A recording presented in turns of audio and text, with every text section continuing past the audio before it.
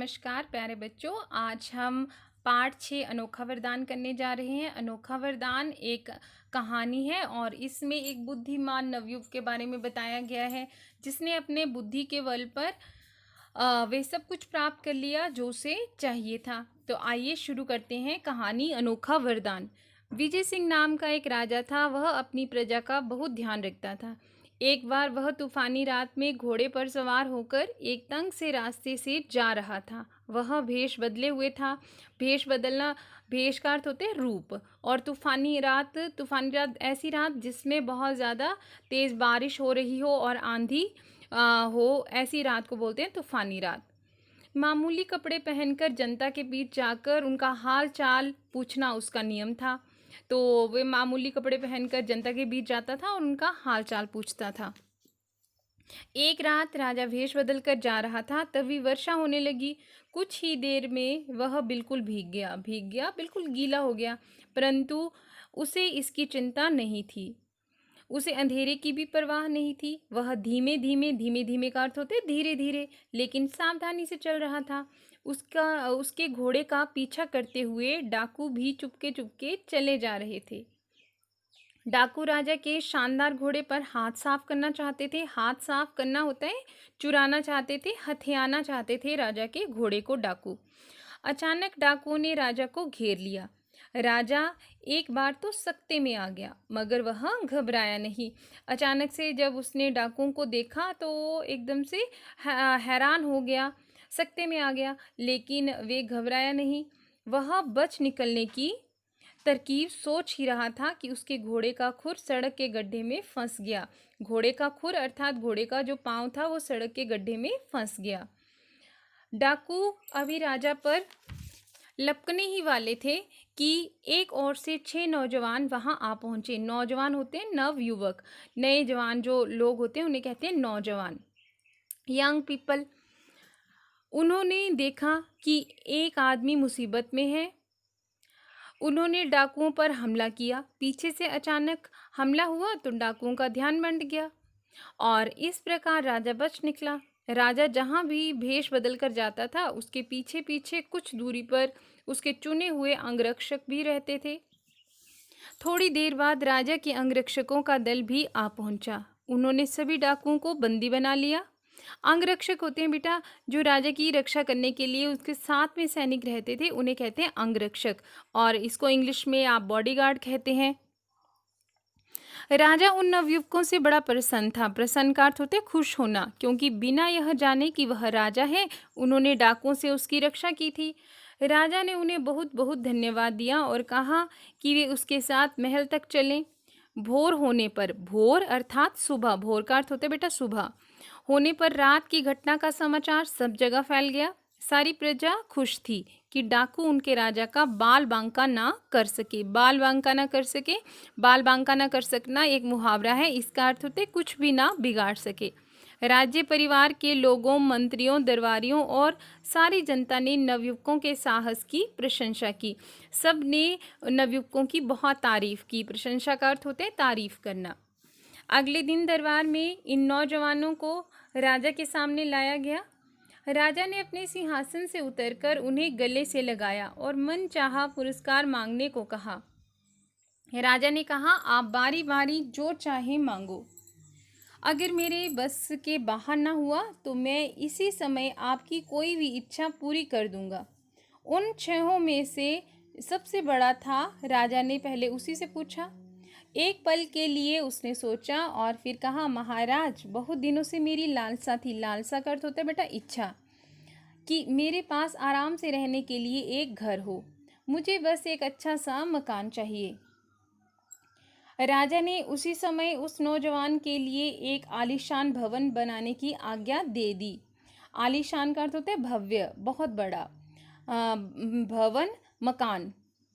अब दूसरे नौजवान की बारी थी। वह अपने पद में तरक्की चाहता था। राजा ने उसे राज्य दरबारी नियुक्त कर दिया और इस तरह उसकी इच्छा पूरी की। तीसरे नवयुवक ने कहा, सरकार, मेरे गांव के लोग हर सप्ताह सब्जी तरकारी बेचने आते हैं। गांव और शहर के बीच कोई अच्छी सड़क नहीं है, इसलिए उन्हें बड़ा कष्ट होता है। कष्ट का अर्थात बहुत मुश्किल का सामना करना पड़ता है, बहुत दुख होता है, खासकर बरसात में। मेरी विनती है कि एक अच्छी सड़क बनवा दी जाए ताकि उनका कष्ट दूर हो। राजा ने उसी समय सड़क और पुलों का निर्माण कराने वाले मंत्री को हुक्म दिया कि फौरन सड़क बनाने का काम शुरू कर दिया जाए। अब चौथे नौजवान से उसकी इच्छा पूछी गई तो वह शर्माते हुए बोला, महाराज, आप मेरे पिता समान हैं। मैं एक सुंदर पत्नी चाहता हूँ। राजा के विदूषक की एक सुंदर कन्या थी। देखो बेटा, विदूषक का अर्थ होते हैं हंसी मजाक द्वारा दरबारियों का मनोरंजन करने वाला, या मस्करा कहते हैं इसे।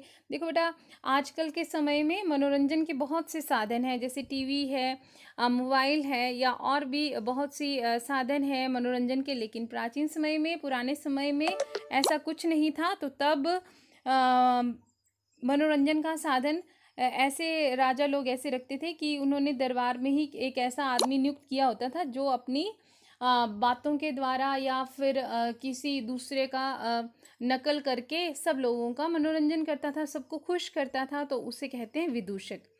राजा ने विदूषक से पूछा तो उसने खुशी से उस नौजवान को दामाद बनाना स्वीकार कर लिया।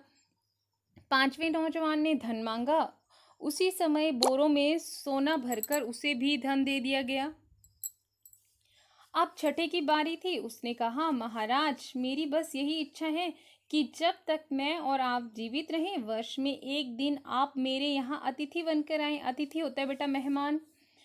इस अनोखी इच्छा को सुनकर सब हैरान रह गए। बहुत से लोगों ने तो नौजवान को मूर्ख समझा। स्वयं राजा को भी यह बात अजीब सी लगी कि नौजवान अपने लिए कुछ मांगने के बजाय उसी को अतिथि बनाना चाहता है, उसी को मेहमान बनाना चाहते हैं। लेकिन उसने तो शुरू में ही कह दिया था कि जब तक मेरे वश में होगा वह उसकी इच्छा को पूरी करेगा। बस फिर क्या था, वर्ष में एक दिन और एक रात उसने उस नवयुवक का अतिथि बनना स्वीकार कर लिया। उसने मान लिया कि मैं एक दिन आपके यहाँ अतिथि बनने आऊँगा, मेहमान बनकर रहूँगा। अब राज्य सरकार के विभिन्न विभागों की जिम्मेदारी हो गई कि राजा उस नौजवान के घर जाएं तो उनके दौरे का ठीक ठीक प्रबंध हो, ठीक से उनका इंतज़ाम होना चाहिए। ना राजा को किसी प्रकार का कष्ट हो, ना उनके सेवकों को, ना घोड़ों को। अब बढ़िया सड़क बनाना ज़रूरी था ताकि राजा का रथ आसानी से जा सके। फिर यह प्रश्न उठा कि राजा एक छोटे से मकान में दिन और रात कैसे काटेंगे, कहाँ उठेंगे बैठेंगे, कहाँ खाएंगे पिएंगे, कहाँ सोएंगे। अतः राजसी ठाट बाट के लायक एक महल खड़ा करवाया गया। लेकिन नौजवान अपनी मामूली सी आमदनी से इतने बड़े महल की देखरेख का खर्च कैसे चलाएगा? कैसे राजा और उनके संगी साथियों की देखभाल करेगा? इसके लिए उसे बहुत सारा धन दिया गया, सरकारी खर्च पर नौकर चाकर भी। पुरानी चली आ रही प्रथा के अनुसार राजा किसी राजदरबारी का ही अतिथि बन सकता था। इसलिए उस नवयुवक को राजदरबारी की पदवी भी देनी पड़ी, अर्थात उसे राजदरबारी बनाना पड़ा। अब तो उसका उतना ही सम्मान होने लगा जितना किसी राजकुमार का होता था। अभी एक और बात बाकी थी। जिस घर में राजा अतिथि बनकर ठहरेगा, अतिथि मेहमान बनकर ठहरेगा, उसकी गृहिणी, गृहिणी जो उस घर की मालकिन होगी या उस घर की जो स्त्री होगी, उसको राजा के मिजाज, मिजाज होते स्वभाव, तो राजा के स्वभाव का पता होना चाहिए, उसकी पसंद का पता होना चाहिए। तो इस बात की जानकारी राजकुमारी से अधिक और किसी को नहीं थी। तो शीघ्र ही नवयुवक से राजकुमारी के विवाह की तैयारियां की जाने लगी। इस तरह केवल एक वरदान मांगकर उस चतुर नौजवान ने, उस समझदार बुद्धिमान नौजवान ने सब कुछ एक साथ पा लिया जो पांचों ने अलग अलग मांगा था। तो इस तरह से बच्चे देखो, आपने इस अनोखा वरदान कहानी में ये छठे नौजवान ने किस तरह से अपने बुद्धि बल से वह सब कुछ पा लिया जो पांचों नवयुवकों ने अलग अलग मांगा था। तो इसलिए बेटा सबसे बड़ा बल बुद्धि बल है। तो इस तरह से हमारी ये कहानी है, और इसके बाद मैं आपके साथ इस कहानी के प्रश्न उत्तर के साथ अगले वीडियो में मिलूंगी। तब तक के लिए धन्यवाद।